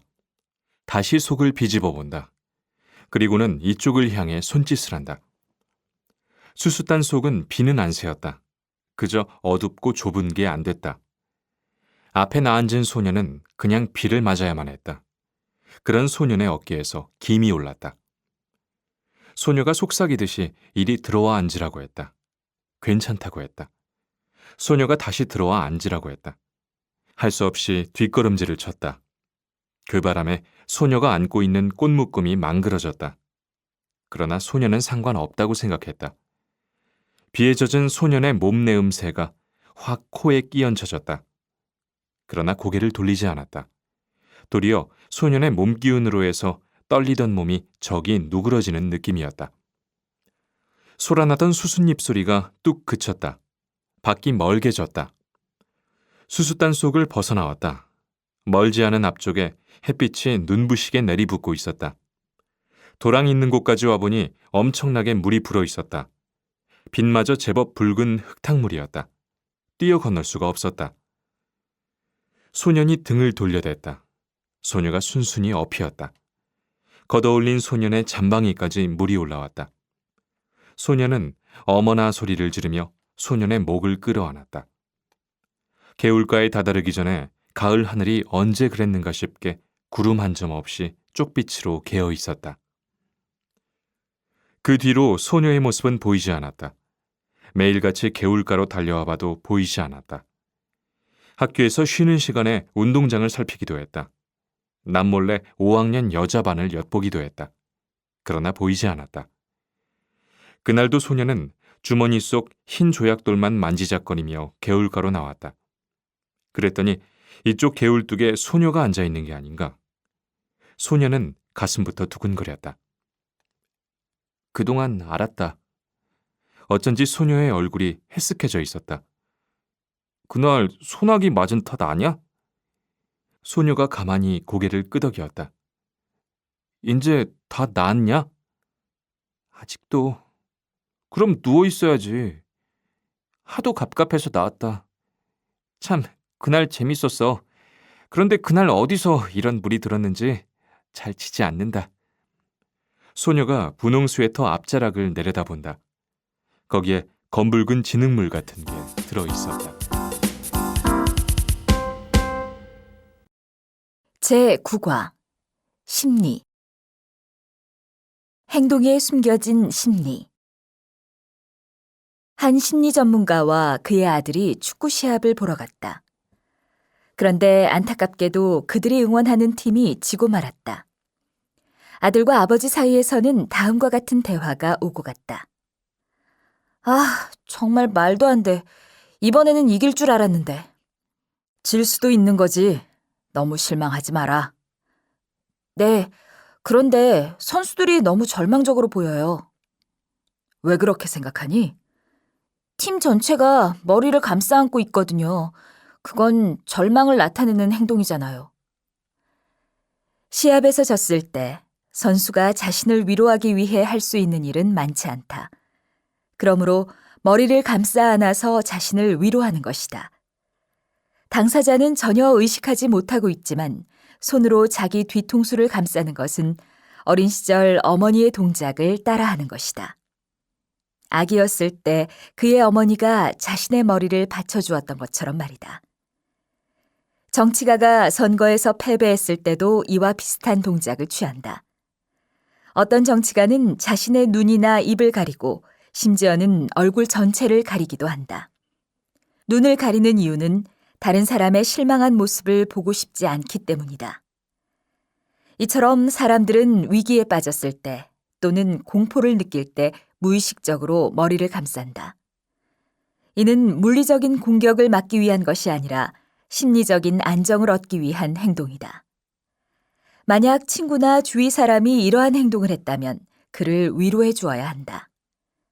따스한 온기로 그 사람을 안아주면 절망적인 기분이 어느 정도 사라지게 될 것이다. 다시 한번 들으십시오. 한 심리 전문가와 그의 아들이 축구 시합을 보러 갔다. 그런데 안타깝게도 그들이 응원하는 팀이 지고 말았다. 아들과 아버지 사이에서는 다음과 같은 대화가 오고 갔다. 아, 정말 말도 안 돼. 이번에는 이길 줄 알았는데. 질 수도 있는 거지. 너무 실망하지 마라. 네, 그런데 선수들이 너무 절망적으로 보여요. 왜 그렇게 생각하니? 팀 전체가 머리를 감싸 안고 있거든요. 그건 절망을 나타내는 행동이잖아요. 시합에서 졌을 때 선수가 자신을 위로하기 위해 할 수 있는 일은 많지 않다. 그러므로 머리를 감싸 안아서 자신을 위로하는 것이다. 당사자는 전혀 의식하지 못하고 있지만 손으로 자기 뒤통수를 감싸는 것은 어린 시절 어머니의 동작을 따라하는 것이다. 아기였을 때 그의 어머니가 자신의 머리를 받쳐주었던 것처럼 말이다. 정치가가 선거에서 패배했을 때도 이와 비슷한 동작을 취한다. 어떤 정치가는 자신의 눈이나 입을 가리고 심지어는 얼굴 전체를 가리기도 한다. 눈을 가리는 이유는 다른 사람의 실망한 모습을 보고 싶지 않기 때문이다. 이처럼 사람들은 위기에 빠졌을 때 또는 공포를 느낄 때 무의식적으로 머리를 감싼다. 이는 물리적인 공격을 막기 위한 것이 아니라 심리적인 안정을 얻기 위한 행동이다. 만약 친구나 주위 사람이 이러한 행동을 했다면 그를 위로해 주어야 한다. 따스한 온기로 그 사람을 안아주면 절망적인 기분이 어느 정도 사라지게 될 것이다. 제9과 심리 현대인의 자기애 오늘도 김준식 씨는 휴대전화로 수신된 메일과 문자 메시지에 답하고 주요 뉴스를 확인하는 일로 하루를 시작한다. 출퇴근 시간이나 남는 시간에는 습관적으로 스마트폰에 깔린 앱을 열어 전자책을 읽기도 하고 친구의 블로그나 SNS를 보고 글을 올리기도 한다. 오늘날 많은 사람들은 김 씨처럼 온라인에 자기의 신상 정보나 일상생활, 관심사, 특정 사건에 대한 생각을 자유롭게 글이나 사진으로 남긴다. 이렇듯 디지털 미디어의 발달은 현대인들로 하여금 자기를 표현하고 정보를 공유할 수 있게 함으로써 공통의 관심사나 생각을 가진 사람들과 시공간의 제약을 넘어 교류할 수 있도록 삶의 방식을 바꾸어 놓았다. 다시 말해 온라인 활동이 인간의 표현 욕구를 충족시킬 뿐만 아니라 인간관계를 유지시켜주는 역할도 하고 있는 것이다. 그런데 최근 스마트폰 앱이나 인터넷을 자주 사용하는 사람 중에는 온라인의 익명성을 이용하여 자신에 대한 정보를 전략적으로 과장하거나 축소하여 표현하려는 이들이 있다. 사실 온라인 공간에서는 외모뿐만 아니라 개인의 성향이나 일상생활의 모습도 쉽게 바꿀 수 있다. 그래서 어떤 사람들은 SNS에 학력이나 직업, 관심사 등을 위조하여 입력한다든지 자기 모습을 촬영한 후에 더 멋있게 조작한 사진을 게시하기도 한다. 또한 분위기 있는 곳에서의 저녁 식사나 호화로운 여행이 자기의 일상인 것처럼 사진이나 글을 올려 타인의 부러움을 사려는 사람도 있다. 이렇게 스스로 만들어낸 온라인상의 포장된 이미지를 실제 자신의 삶인 것처럼 포장하는 사람들은 대체로 SNS에서 활발하게 활동하며 자기 존재를 타인에게 끊임없이 확인받으려고 하는데 이것은 자기애가 강한 사람들에게서 나타나는 현상이다. 그러면 이와 같이 자기애가 강한 사람들은 진정 자기를 사랑하는 것일까? 대체로 이런 사람들은 자신감이 넘쳐 보이고 타인의 평가에 별로 영향을 받지 않을 것처럼 보인다. 하지만 심리학적 관점에서 보면 이들은 성장 과정에서 부모의 충분한 사랑과 보살핌을 받지 못했거나 제대로 교육을 받지 못한 경우가 많고 사회생활에서도 자신의 능력을 인정받지 못했을 가능성이 크다.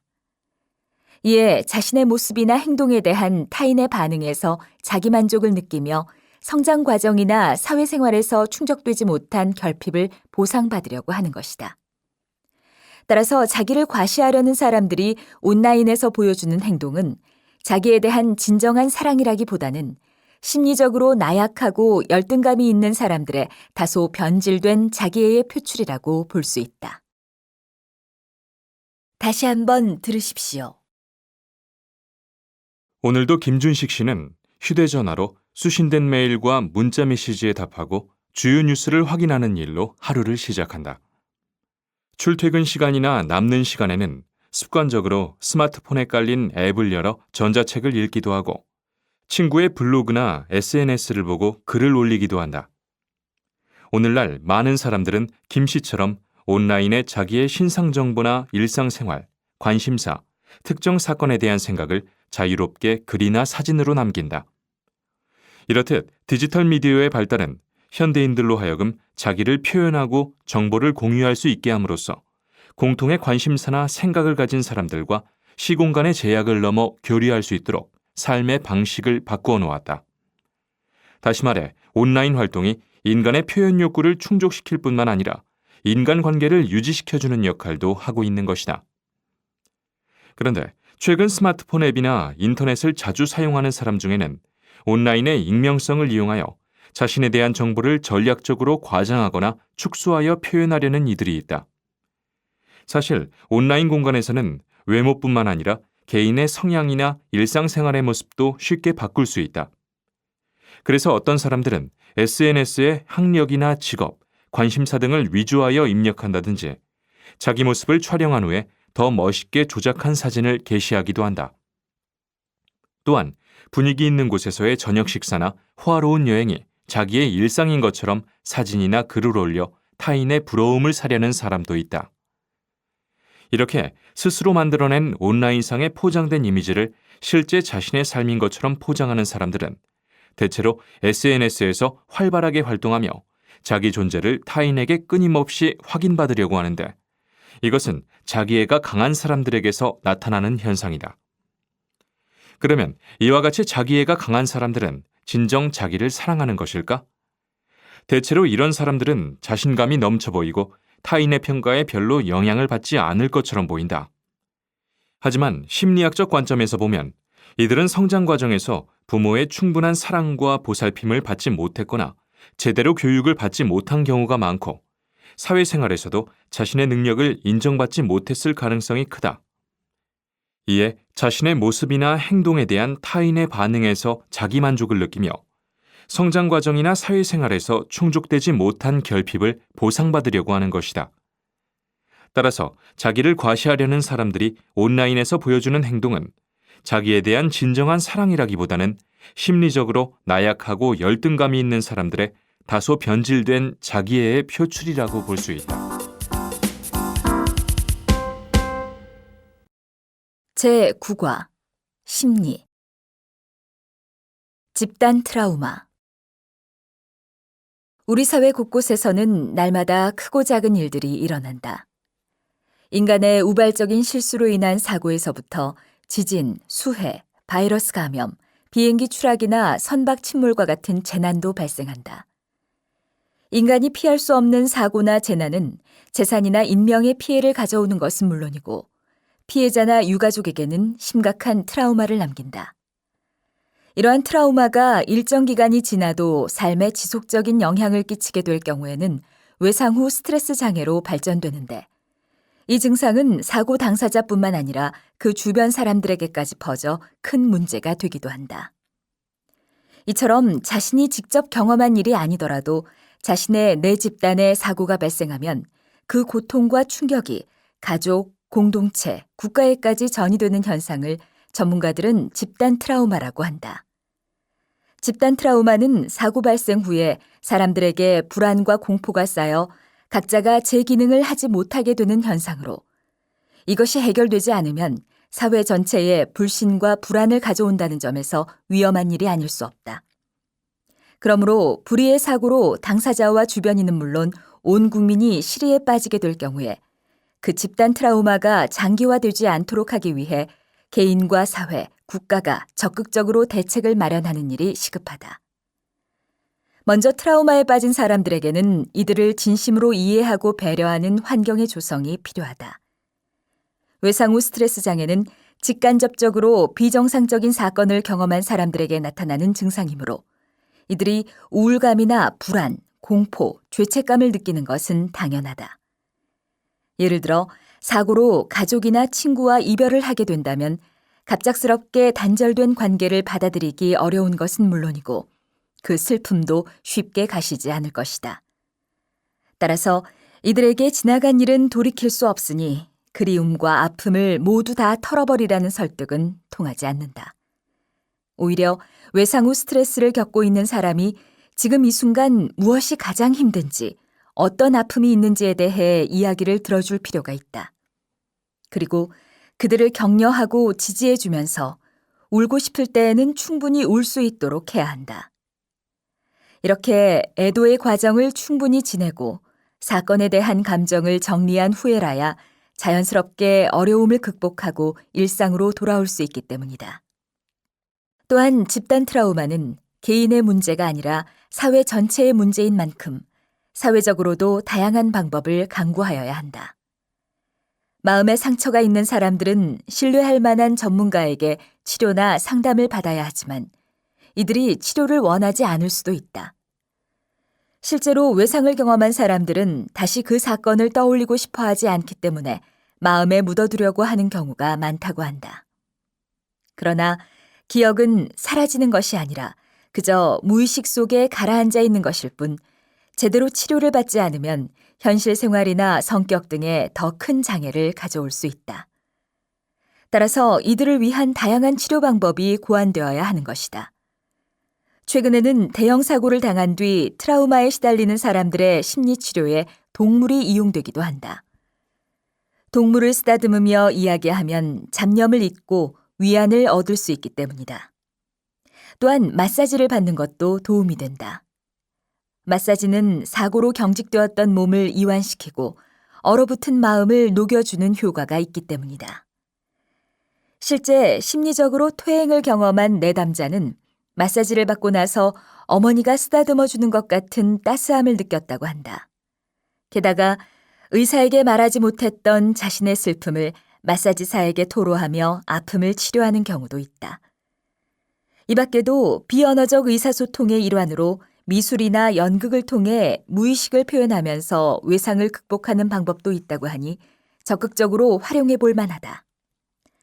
마지막으로 국가 역시 국민들의 아픔을 치료할 의무와 책임이 있다. 사실 어떤 공동체가 집단 트라우마를 겪고 있다면 이는 개인이 아니라 국가 전체의 구조적인 문제에서 기인했을 가능성이 높다. 따라서 국가는 국민의 분노와 억울함이 무엇으로부터 비롯된 것인지 그 진상을 밝히고 트라우마를 극복하기 위한 대책을 마련해 주어야 한다. 물론 그 사회 구성원들 역시 국가가 제공하는 정보를 적극 활용하여 사건의 전말을 이해하고 스스로를 치유하고자 하는 의지를 가져야 할 것이다. 인간은 모두 자신이 계획하는 바대로 인생을 살아갈 수 있기를 바라지만 때로는 예측할 수 없는 사건이 이를 방해할 때도 있다.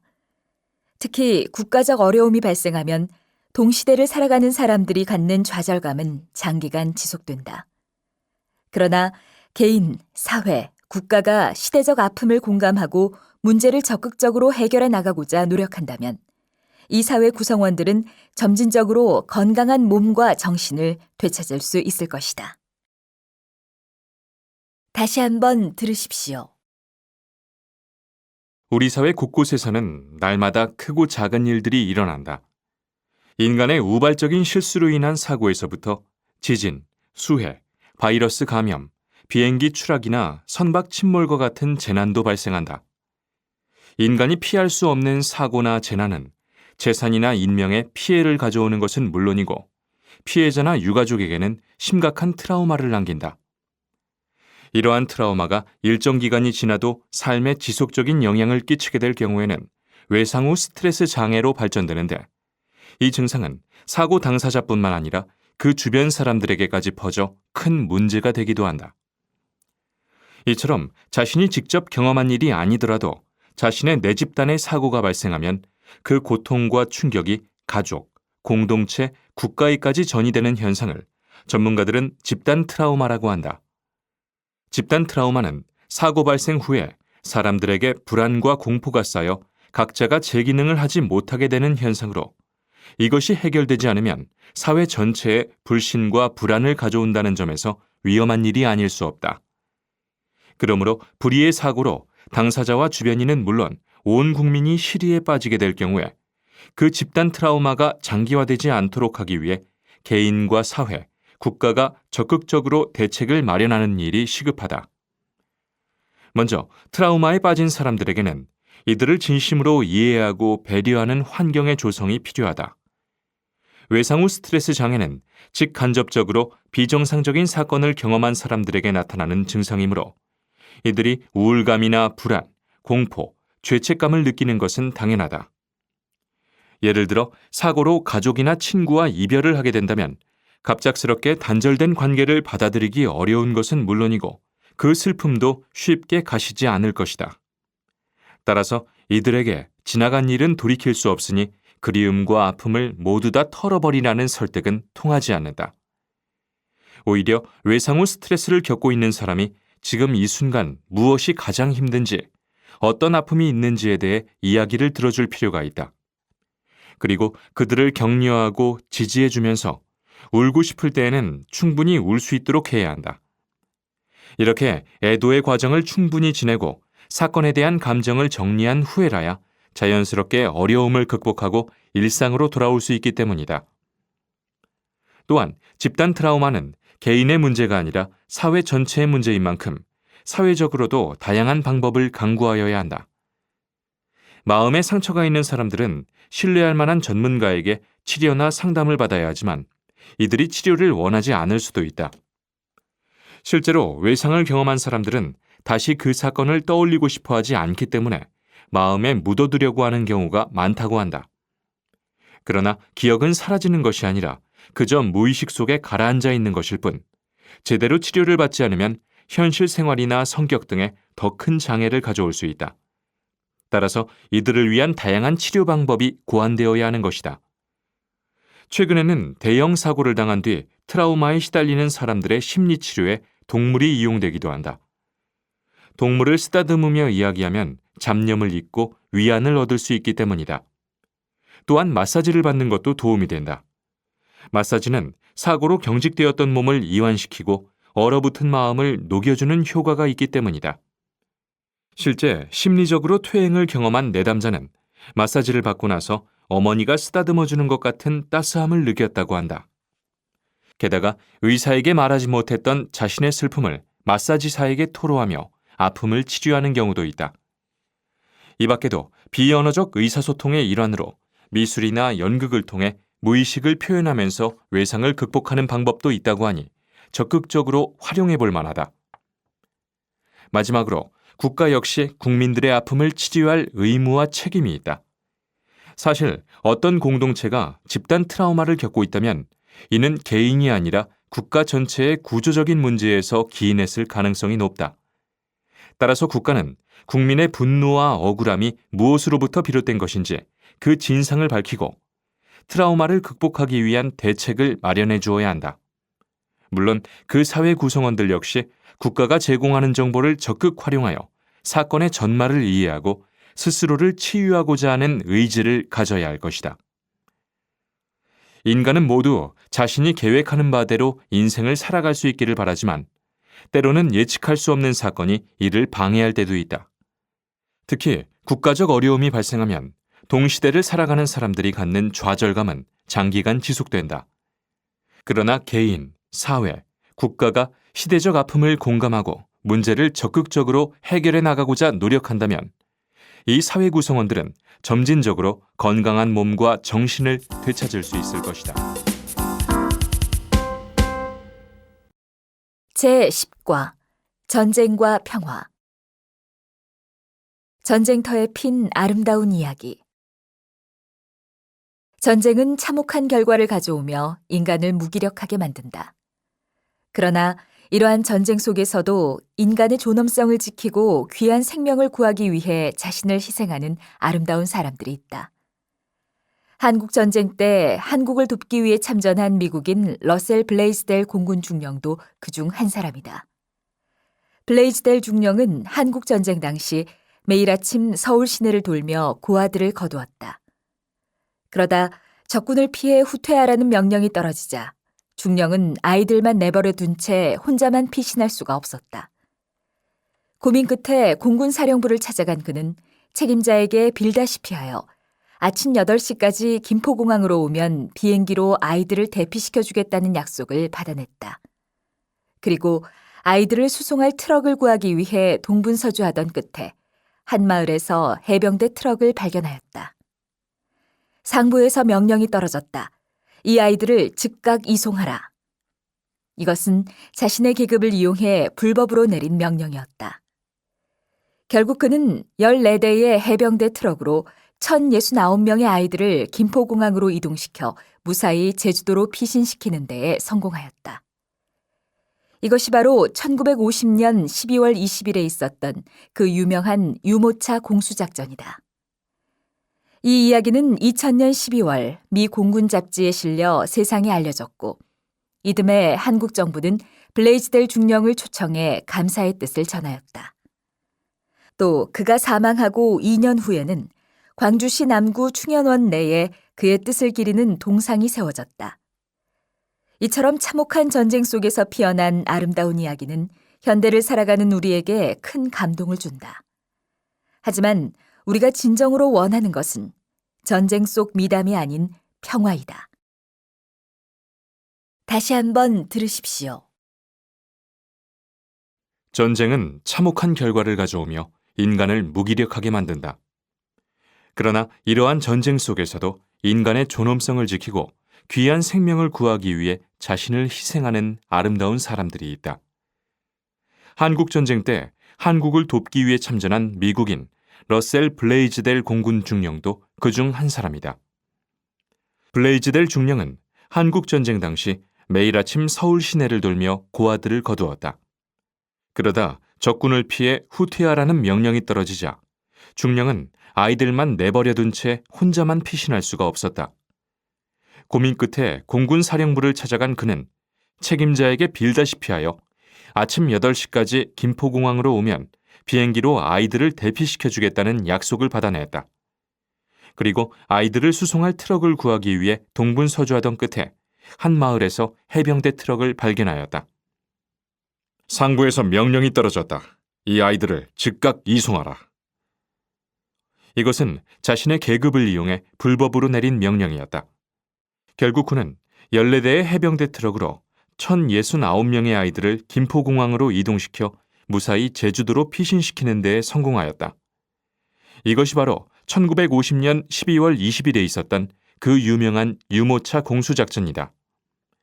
이 이야기는 2000년 12월 미 공군 잡지에 실려 세상에 알려졌고 이듬해 한국 정부는 블레이즈델 중령을 초청해 감사의 뜻을 전하였다. 또 그가 사망하고 2년 후에는 광주시 남구 충현원 내에 그의 뜻을 기리는 동상이 세워졌다.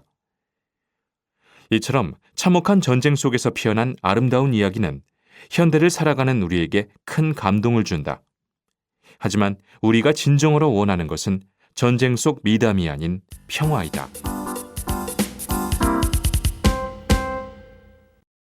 제10과 전쟁과 평화. 물의 평화적 이용. 인류는 현재 전 세계적으로 물 부족 현상에 직면해 있다. 지구의 70%가 물로 이루어져 있다고 하지만 그중 97%는 짠 바닷물이라 마실 수 없다. 단지 3%만이 마실 수 있는 물인데 그 가운데 2.5%는 또 얼음 형태이다. 이것은 인간이 마실 수 있는 물이 고작 0.5%밖에 되지 않는다는 의미이다. 하지만 이마저도 브라질, 러시아, 중국, 캐나다 등 10개국이 채 안 되는 나라에 집중되어 있어 많은 국가들이 물 부족에 시달리고 있다. 이러한 가운데 개인이나 지역사회 또는 국가 단위로 물의 사용량이 증가하면서 안 그래도 부족한 물을 둘러싸고 전 세계적으로 긴장과 갈등이 고조되고 있다.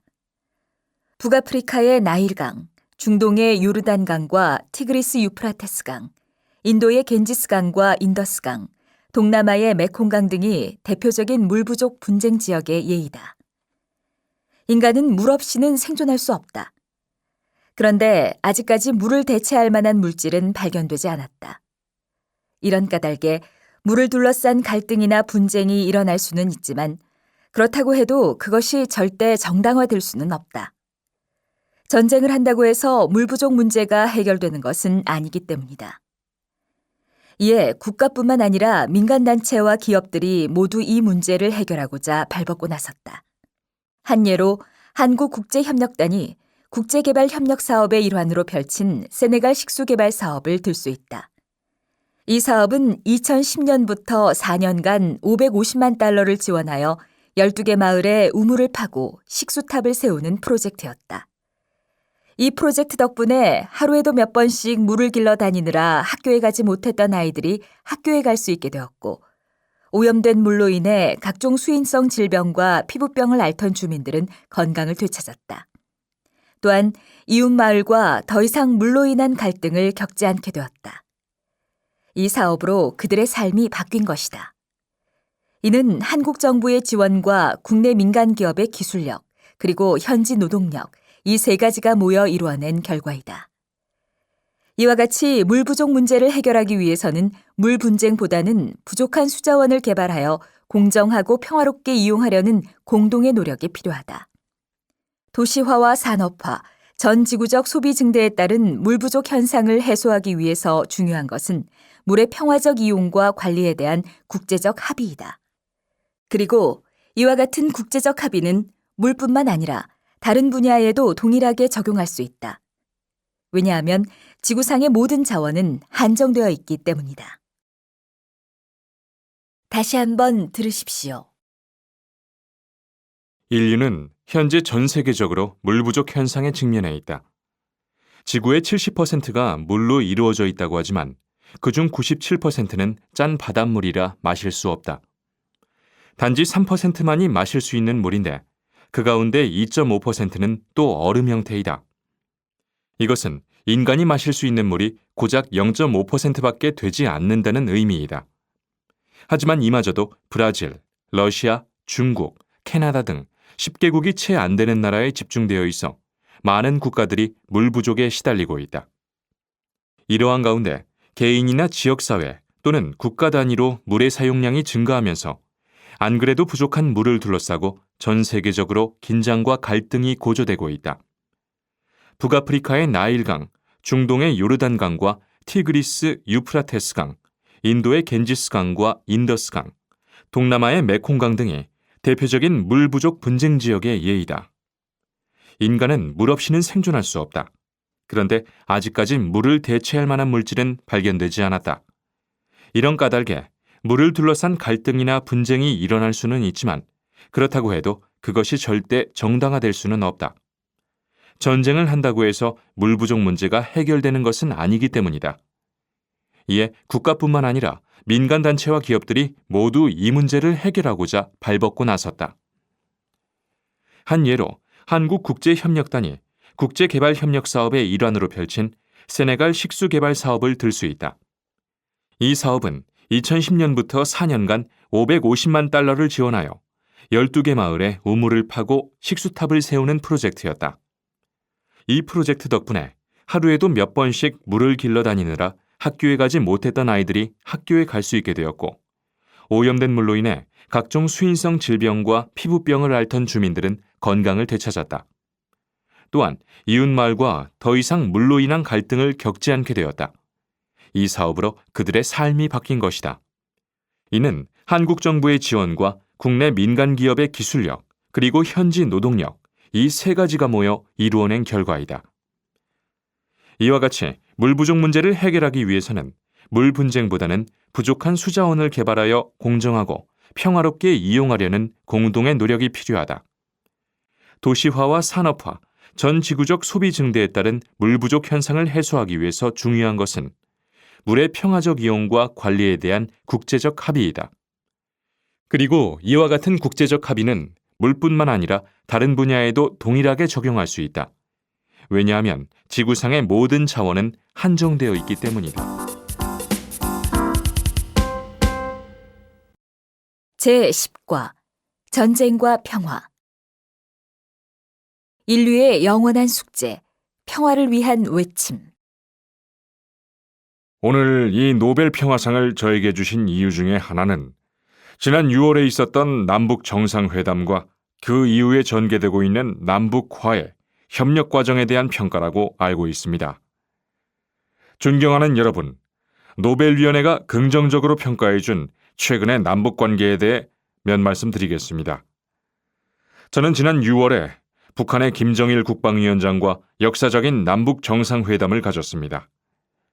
북한에 갈 때 여러 가지 걱정이 많았지만 오직 민족의 화해와 한반도의 평화를 위한 일념으로 출발했던 것입니다. 회담이 잘 된다는 보장도 없었습니다. 남북은 반세기 동안 분단된 가운데 3년에 걸친 전쟁을 치렀으며 휴전선의 철책을 사이에 놓고 불신과 증오로 50년을 살아왔습니다. 이러한 남북 관계를 평화와 협력의 방향으로 돌리기 위해 저는 98년 2월 대통령에 취임한 이후 햇볕 정책을 일관되게 주장했습니다. 그것은 첫째, 북에 의한 적화 통일을 용납하지 않는다. 둘째, 남에 의한 북한의 흡수 통일도 결코 기도하지 않는다. 셋째, 남북은 오로지 평화적으로 공존하고 평화적으로 교류, 협력하자는 것이었습니다. 완전한 통일에 이르기까지는 얼마가 걸리더라도 서로 안심하고 하나가 될 수 있을 때까지 기다려야 한다는 것이 저의 생각이었습니다. 북한은 처음에는 우리 햇볕 정책을 북한을 전복시키려는 음모로 여기고 강하게 반발했습니다. 그러나 우리의 일관되고 성의 있는 자세와 노르웨이를 비롯한 전 세계 모든 나라의 햇볕 정책에 대한 지지는 마침내 북한의 태도를 바꾸게 만들었습니다. 그리하여 마침내 남북 정상회담이 열리게 되었던 것입니다. 남북 정상회담은 예상했던 대로 참으로 힘든 협상이었습니다.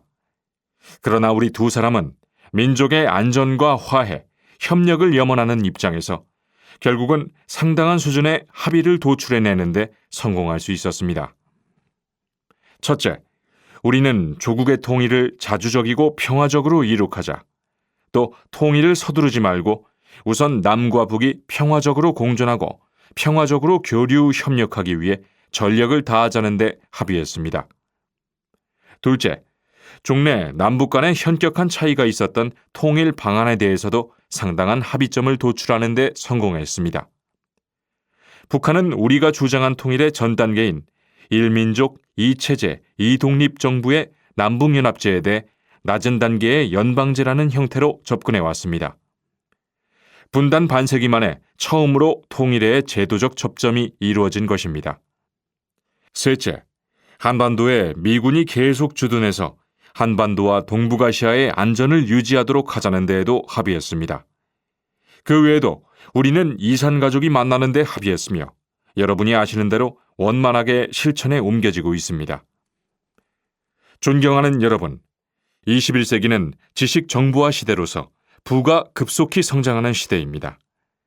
동시에 정보화 시대는 부의 편차가 심화되어 빈부격차가 급격히 확대되는 시대이기도 합니다. 국내뿐만 아니라 국가 간의 빈부격차도 커져갑니다. 이것은 인권과 평화를 위협하는 또 하나의 심각한 현상이라 하지 않을 수 없습니다. 우리는 21세기에 있어서도 계속해서 인권의 탄압과 무력의 사용을 적극 반대해야 합니다. 아울러 정보화에서 오는 새로운 현상인 소외계층과 개발도상국의 정보 격차를 해소함으로써 인권과 평화를 저해하는 장애 요인을 제거해야 합니다. 노벨상은 영광인 동시에 무한한 책임의 시작입니다. 저는 역사상의 위대한 승자들이 가르치고 알프레도 노벨경이 우리에게 바라는 대로 나머지 인생을 바쳐 한국과 세계의 인권과 평화, 그리고 우리 민족의 화해, 협력을 위해 노력할 것임을 맹세합니다. 감사합니다. 다시 한번 들으십시오. 오늘 이 노벨 평화상을 저에게 주신 이유 중에 하나는 지난 6월에 있었던 남북 정상회담과 그 이후에 전개되고 있는 남북 화해, 협력 과정에 대한 평가라고 알고 있습니다. 존경하는 여러분, 노벨위원회가 긍정적으로 평가해준 최근의 남북 관계에 대해 몇 말씀 드리겠습니다. 저는 지난 6월에 북한의 김정일 국방위원장과 역사적인 남북 정상회담을 가졌습니다. 북한에 갈 때 여러 가지 걱정이 많았지만 오직 민족의 화해와 한반도의 평화를 위한 일념으로 출발했던 것입니다. 회담이 잘 된다는 보장도 없었습니다. 남북은 반세기 동안 분단된 가운데 3년에 걸친 전쟁을 치렀으며 휴전선의 철책을 사이에 놓고 불신과 증오로 50년을 살아왔습니다. 이러한 남북 관계를 평화와 협력의 방향으로 돌리기 위해 저는 98년 2월 대통령에 취임한 이후 햇볕 정책을 일관되게 주장했습니다. 그것은 첫째, 북에 의한 적화 통일을 용납하지 않는다. 둘째, 남에 의한 북한의 흡수 통일도 결코 기도하지 않는다. 셋째, 남북은 오로지 평화적으로 공존하고 평화적으로 교류, 협력하자는 것이었습니다. 완전한 통일에 이르기까지는 얼마가 걸리더라도 서로 안심하고 하나가 될 수 있을 때까지 기다려야 한다는 것이 저의 생각이었습니다. 북한은 처음에는 우리 햇볕 정책을 북한을 전복시키려는 음모로 여기고 강하게 반발했습니다. 그러나 우리의 일관되고 성의 있는 자세와 노르웨이를 비롯한 전 세계 모든 나라의 햇볕 정책에 대한 지지는 마침내 북한의 태도를 바꾸게 만들었습니다. 그리하여 마침내 남북 정상회담이 열리게 되었던 것입니다. 남북 정상회담은 예상했던 대로 참으로 힘든 협상이었습니다. 그러나 우리 두 사람은 민족의 안전과 화해, 협력을 염원하는 입장에서 결국은 상당한 수준의 합의를 도출해내는데 성공할 수 있었습니다. 첫째, 우리는 조국의 통일을 자주적이고 평화적으로 이룩하자. 또 통일을 서두르지 말고 우선 남과 북이 평화적으로 공존하고 평화적으로 교류 협력하기 위해 전력을 다하자는 데 합의했습니다. 둘째, 종래 남북 간의 현격한 차이가 있었던 통일 방안에 대해서도 상당한 합의점을 도출하는 데 성공했습니다. 북한은 우리가 주장한 통일의 전 단계인 일민족, 이체제, 이독립정부의 남북연합제에 대해 낮은 단계의 연방제라는 형태로 접근해 왔습니다. 분단 반세기 만에 처음으로 통일의 제도적 접점이 이루어진 것입니다.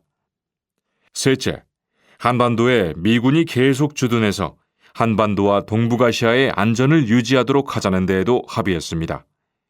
그 외에도 우리는 이산가족이 만나는 데 합의했으며 여러분이 아시는 대로 원만하게 실천에 옮겨지고 있습니다. 존경하는 여러분, 21세기는 지식 정보화 시대로서 부가 급속히 성장하는 시대입니다. 동시에 정보화 시대는 부의 편차가 심화되어 빈부격차가 급격히 확대되는 시대이기도 합니다. 국내뿐만 아니라 국가 간의 빈부격차도 커져갑니다. 이것은 인권과 평화를 위협하는 또 하나의 심각한 현상이라 하지 않을 수 없습니다. 우리는 21세기에 있어서도 계속해서 인권의 탄압과 무력의 사용을 적극 반대해야 합니다. 아울러 정부와에서 오는 새로운 현상인 소외계층과 개발도상국의 정보 격차를 해소함으로써 인권과 평화를 저해하는 장애 요인을 제거해야 합니다. 노벨상은 영광인 동시에 무한한 책임의 시작입니다. 저는 역사상의 위대한 승자들이 가르치고 알프레도 노벨경이 우리에게 바라는 대로 나머지 인생을 바쳐 한국과 세계의 인권과 평화, 그리고 우리 민족의 화해, 협력을 위해 노력할 것임을 맹세합니다. 감사합니다.